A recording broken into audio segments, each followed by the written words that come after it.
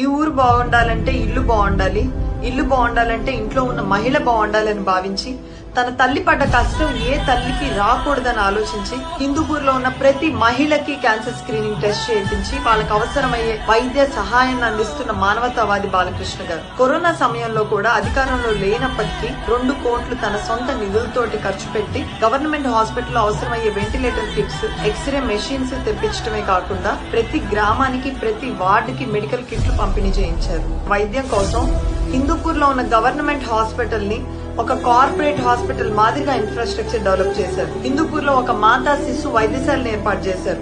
ఒక dialysis centre ని ఏర్పాటు చేశారు.